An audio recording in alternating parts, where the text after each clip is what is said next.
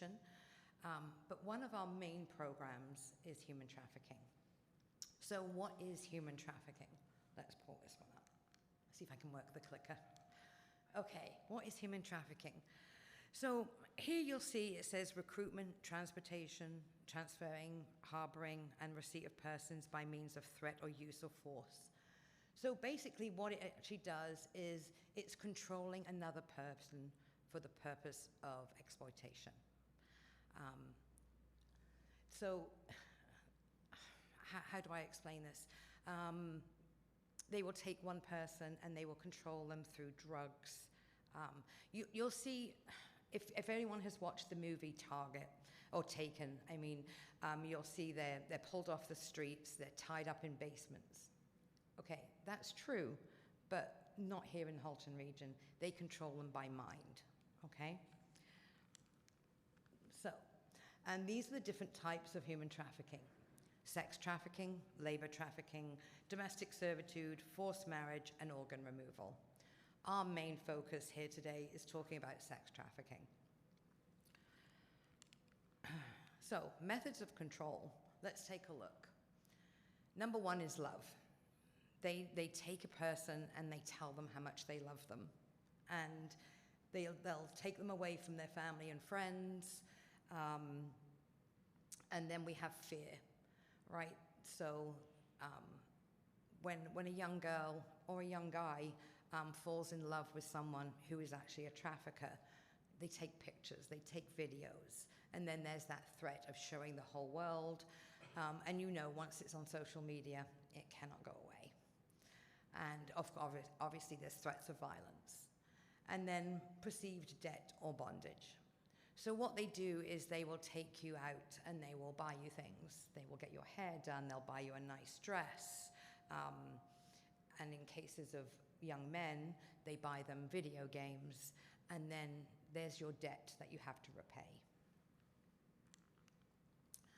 So identifying the vulnerability. So there are so many different avenues for this, and I'll give you an example. I'm not going to read all of this because you can see through this what it says.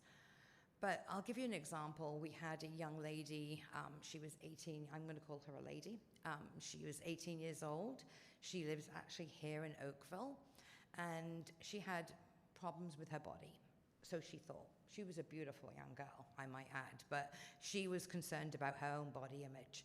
So it all started by her posting a picture of herself on Instagram with a very sad face. And that's how she was trafficked right from the beginning. So what he did was he approached her and said, "Why do you look so sad?" And this is how it continued. He told her she was beautiful. He then started to ask her questions like, who do you trust the most? Who's most important to you? And of course, she would say her friends. Sometimes you'll say your family. And then he started to pull her away from those, right? And her parents, and we're talking about an affluent family in Oakville, her parents said, well, you know, if you have a new boyfriend, I want to meet him before you start going out with him. So he actually went to the house and had dinner with them. So don't think that just because you've now met the boyfriend, that he is actually a boyfriend and not a trafficker, right? They're very clever. So this is how she started. But, I mean, we do find people who come from low-income housing. They like the attention. There's people who are living on the streets who like the attention. But it's not just those who are vulnerable. It's also normal, average high school people who are taken as trafficking. So let's have a look. Where do they recruit? Well, obviously, I've told you about Instagram, Facebook. Discord is very prominent right now, and that's an online gaming. Through shopping malls, group homes, youth shelters, community centers. Aren't you glad you don't see churches up there? Right? Schools, ads for jobs, modeling. I mean, we all know that that happens a lot, but we don't think about Discord, like the gaming app. We had one young man who lived in Georgetown. He was 14. He was trafficked through the Xbox online gaming. So, for example, you go on live onto Xbox, and you think you know what's going on with your kids. They think they're just sitting in their little house playing with their games, but there is a way of trafficking these people. So please be aware of if your kids or your grandkids or your nieces or nephews are playing online, check in with them every now and again to see what's going on and who they're playing with. Okay? Okay, why is my clicker not working? Oh, there we go. So, I just jumped one. Okay, signs of sexual exploitation. So let's give you an example. You've got a young girl in high school. She has 2 cell phones. That's not normal, is it? So that's one big sign. Somebody who's constantly having their hair and nails done, looking pretty, and that's not a normal sign for her.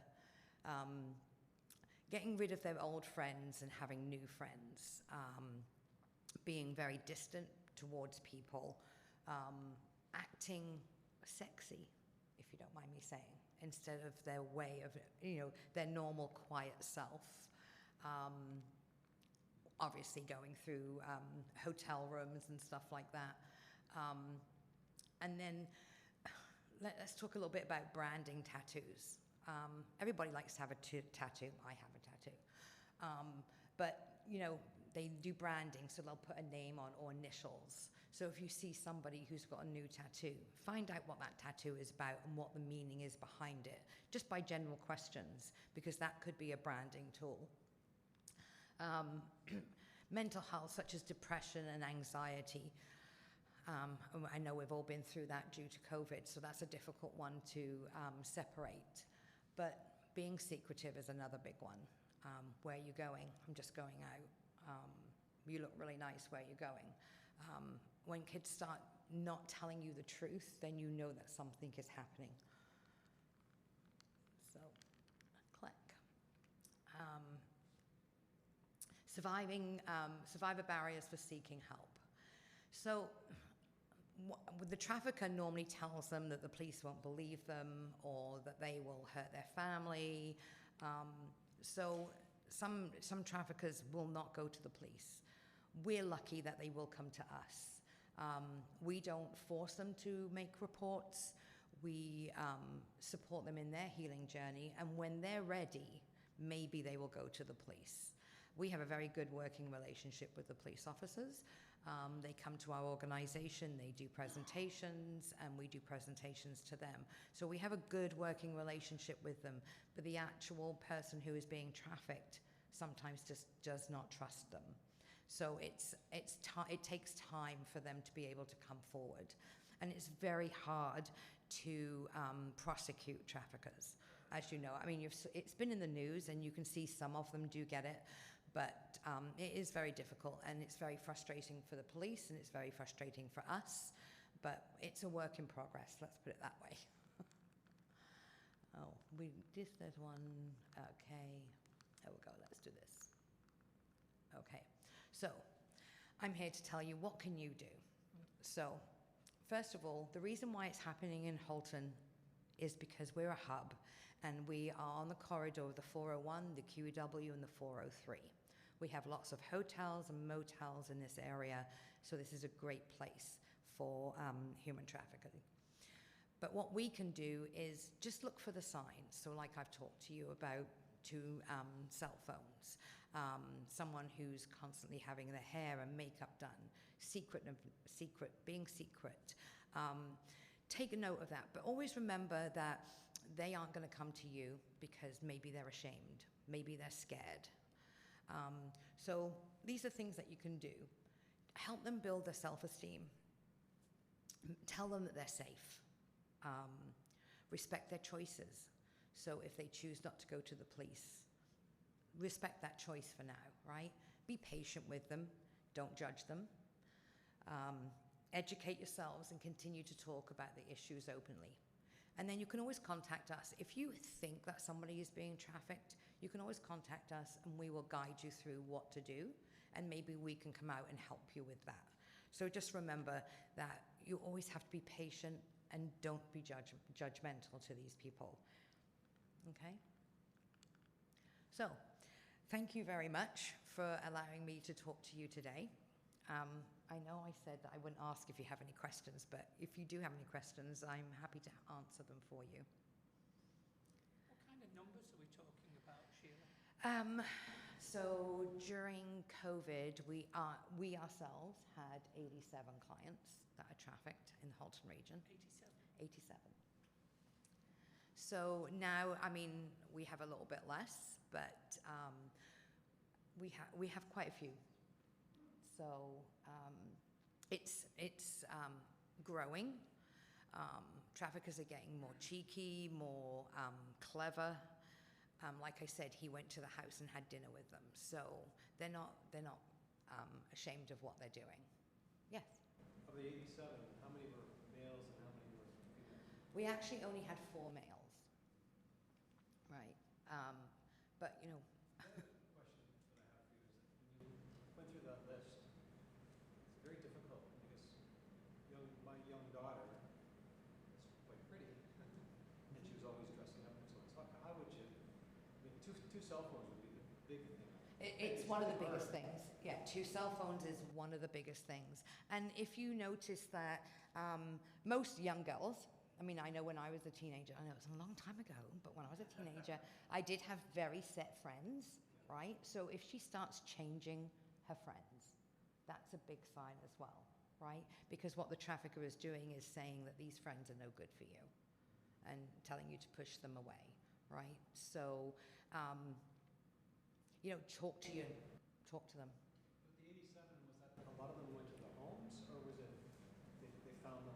No, this is just general numbers of people who've called in saying I'm being trafficked, what do I do? Some of them won't come to us in person, they will call. We have a crisis line which is 24/7 that people will talk to us through that, and we'll guide them on that phone if they don't want to come in. Some of them, it takes a while for them to actually admit that this is going on for themselves, right?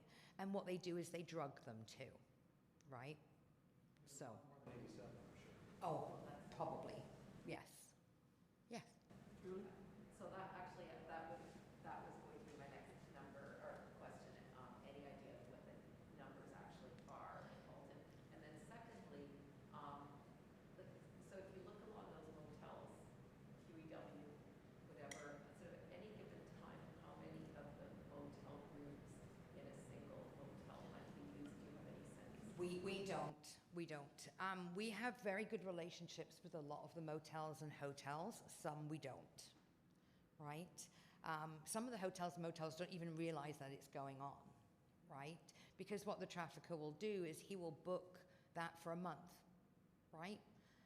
And unless they see certain things going on, I mean, certain girls coming in and out or guys coming in and out, they're not going to be aware of that, especially, and it's easier with the motels not to see, right? Because it's from the outside in, whereas hotels, you have to go inside and whatever.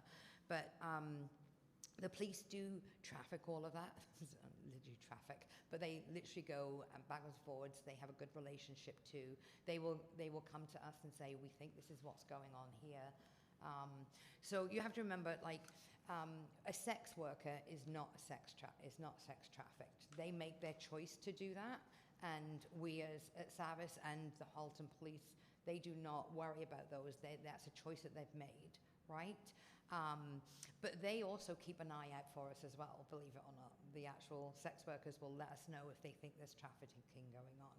And we do have promotional items, such as we use compacts, right? So when you open it up, there's a number inside. We also have lipsticks that you can roll up with our emergency number in there. And we have pens that you just scroll down and there's our emergency numbers on there. And we give them out to people who we think are being trafficked. So if they ever have a chance to call us and want to talk, they can do that. So, but numbers is hard, right? And when the police department put out their numbers, it's normally from 2 years back. So, they're a little delayed in giving us our numbers. But, yeah. Yes.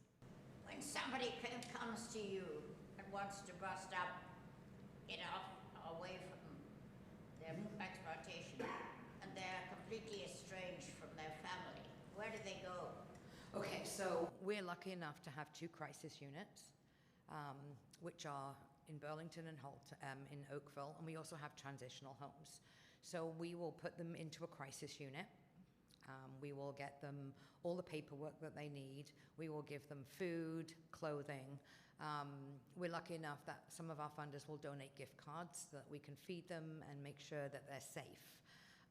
Nobody knows where these crisis units are except us, and we keep it that way so they are safe. So that's the first thing that we do. If we can't get them into the crisis unit and they're full, then we'll provide them with a hotel room or an Airbnb in a location where nobody else will know. And that's where it starts, right? And then we start doing the crisis work. We'll do the counseling and trying to get them into some housing. If they want to do a police report, if they want to do a sexual assault kit, that kind of thing is what we do next. Yeah. Okay, well, thank you. I know this is a bit of a downer for a Sunday morning. Maybe we should have a really strong, beautiful hymn next to lift our souls again. But thank you for listening, and have a great rest of your Sunday.